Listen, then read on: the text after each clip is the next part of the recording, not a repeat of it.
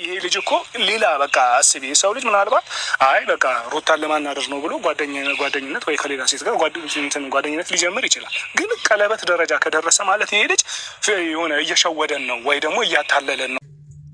ሰላም ጤና ይስጥልኝ ውድ ተመልካች፣ እንዴት ናችሁ? ደህና ናችሁ ወይ? አዲስ ቪዲዮ የነ ሩታንና የነ አብርሽን ከነ ወንድሙ እየላችሁ መጥቻለሁ። በጣም ነው የሚገርመው ውድ ተመልካች። ይሄን አክል እንግዲህ የአብርሽ ወንድም በጣም ተናዶ በጣም መሮት በጣም አዝኖ ከልቡ በቃ ኮስተር ከማለቱ አንፃር እንደው ይሄ ፊቱ ምንም ነገር አይታይም። ስለ እውነት ሩታ በጣም ድብር ብሏታል፣ በጣም ደብሯታል። እሱ እንደዚህ ሆኖ ሲናገር በጣም ነው እየደነገጠችው።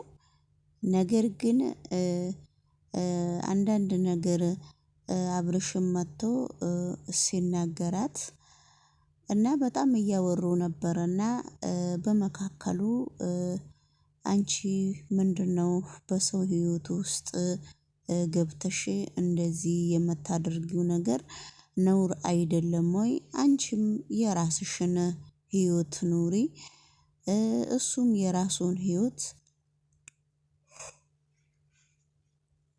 እንዲኖር ነው መናገር የምፈልገው። ይሄ ፈጣሪ ያልፈቀደው ነገር ብቻ ነው። ፈጣሪ ከመንገዱ እስከሚመልሰው ድረስ አብረን እናያለንና ስለዚህ እንደዚህ ማድረግ ላንቺም ጥሩ አይደለም። በኔም በእናንተም ባንቺ በኩልም ቤተሰቦችሽ አዝኗል፣ በኔ በኩልም ቤተሰቦቼ አዝኗል። ጋሽዬ ነው እነኚህ ልጆች ይበቃቸዋል፣ ለየብቻቸው ሁላቸውም መኖር ይችላሉ ብሎ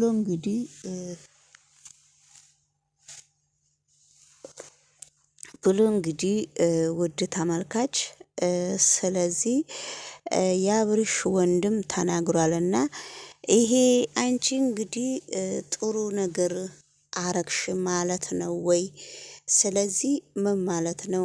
ራስሽን ይሄን አክል እንዴት ነው እንደዚህ የምታወርዩ? እንዴት ነው እንደዚህ ራስሽን የምታቃልዩ?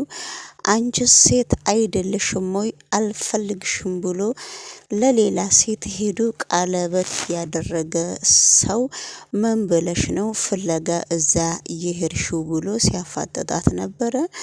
እንግዲህ እሱ እንደዛ ሲያፋጥጣት የምትመልሰው ነገር እውነቱን ለመናገር ካሜራ ፊት ቆማ የምትመልሰውን ነገርም በጣም እየደበራትና በጣም እንትን እያለች በጣም ብቻ እየጨነቃት ነው የመለሰችውና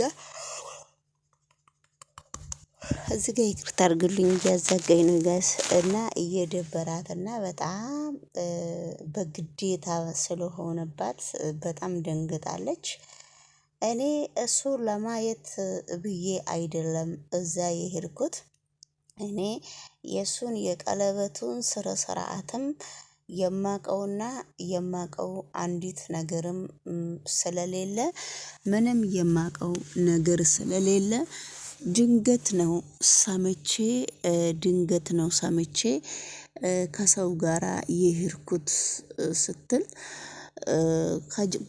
ከጀርባዋ ማነው እሱ ብሎ ሲጠይቃት ከጀርባዋ ውሻ ሲጮህ በጣም ነው የደነገጥኩት ይቅርታ አለች አውቃ ማለት ነውና እንግዲህ ውድ ተመልካች እዚህ ጋር አንደኛ ደረጃ ከሩታ ስርም አንዳንድ ነገር ከሩታና ከአብርሽ ስር አንዳንድ ነገር መማር አለብን፣ አንዳንድ ነገር ማስተካከል አለብን ብዬ ነው የማምነው ማለት ነውና ስለዚህ እንግዲህ ሩታም እልኸኛ ሆና የአባቷን ልጅ እንዳጣች አብርሽም እልኸኛ እረፍ የተባለውን ነገር አላርፍም ብሎ የልጁን እናት እንዳጣ ብቻ ሁለታቸውም ተያይዘው በአሁኑ ሰዓት ችግር ላይ ወርቀዋል። በእልህ ደግሞ እሱም ለሌላ ሴት ቀለበት እንዳረገ እሷም እንግዲህ እርጉዝ ነኝ ብላ እየተሯሯጠች ነበረ። አሁን ደግሞ አቁመዋለች ብሎ አብርሽ ሲናገር ነው። እርግጠኛ ከሆንክ የምታምንና ራስህን በራስህ እርግጠኛ ከሆንክ ሄደን አብረን ማየት እንችላለን ስትለው ዝም አላት። እንግዲህ ሰላም ጤና ይስጥልኝ ውድ ተመልካች የኔ ቻናል ቤተሰቦች ሰብስክራይብ እና ላይክ ይህንን ቻናል እያረጋችሁ ብታበረታቱኝ እንግዲህ በትህትና እጠይቃችኋለሁ ማለት ነውና ነገሮቹ እንግዲህ በተገላብጦሽ ቢሆንም ነገሮቹ በሩታ ላይ በጣም ሁሉም ነገር አሁን በጣም ከብዷታል። አብርሽ እሷ እንግዲህ ስታሾፍበትና አብርሽን ስታማለለው ሲለመናት እንኳን ቤት ገዝቶ እንኳን እስከሚሰጣት የገዛላትን ወርቆቹ ሁሉ ፌክ እርግታ እንደመለሰች እንደገና ደግሞ እሷ እንደዚሁ እየተበሻሸቀች ልታኖረው እያለ ሆኖም እንግዲህ በመካከሉ ሄርሜላ መጣች። ሄርሜላ ለምን ትውውቅ ከመጀመሪያውኑ እንደመጣች ምንም ነገር ሰው ያወቀ አይመስለኝም። አሁን ነው ሜዳ ላይ እሷም ወደ አደባባይ የወጣችው። እንግዲህ ሄርሜላ እሱ ላይ ታለቅሳለች። አብርሽም ሩታም እሱ ነው የምትለው። አብርሽ በመካከሉ እንግዲህ በሴቶች ታፍኖ በሁለት ሴቶች እንግዲህ ታፍኖ ቁጭ ማለት አይችልምና የራሱን የኔ ነች ከዚች ጋራ ኖር ያለው እችን አይቻለው። ስለዚህ እኔ ሄርሜላን ነው የምፈልጋት ብሎ የልጁን እናት ትቶ ወደ ሄርሜላ እንደሄደ ሁላችንም አብረን እናያለንና ሩታ እንግዲህ የማይመለስበት ምክንያት ለምንድን ነው ብላ ብቻውንም ጠርታው ሄርሜላንም እየጠራች በጣም ከዚህ ሁኔታ ውስጥ የገረመኝ በጣም የገረመኝ ምን እንደሆነ ታውቃላችሁ?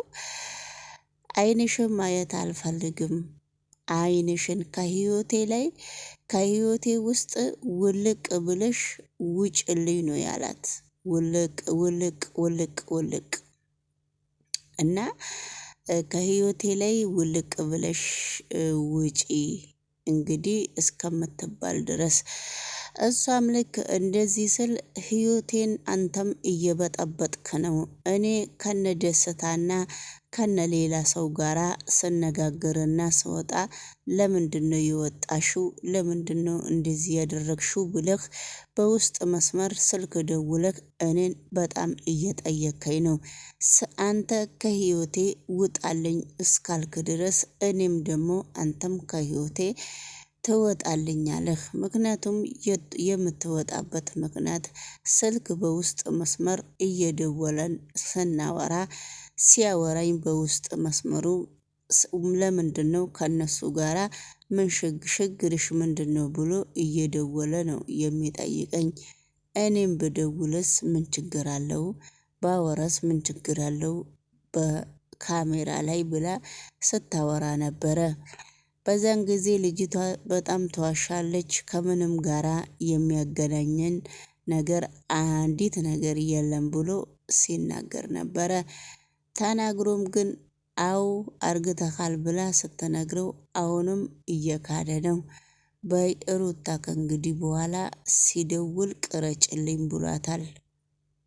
ይሄ ልጅ እኮ ሌላ በቃ አስቢ። የሰው ልጅ ምናልባት አይ በቃ ሩታን ለማናደር ነው ብሎ ጓደኝነት ወይ ከሌላ ሴት ጋር ጓደኝነት ሊጀምር ይችላል። ግን ቀለበት ደረጃ ከደረሰ ማለት ይሄ ልጅ የሆነ እየሸወደን ነው ወይ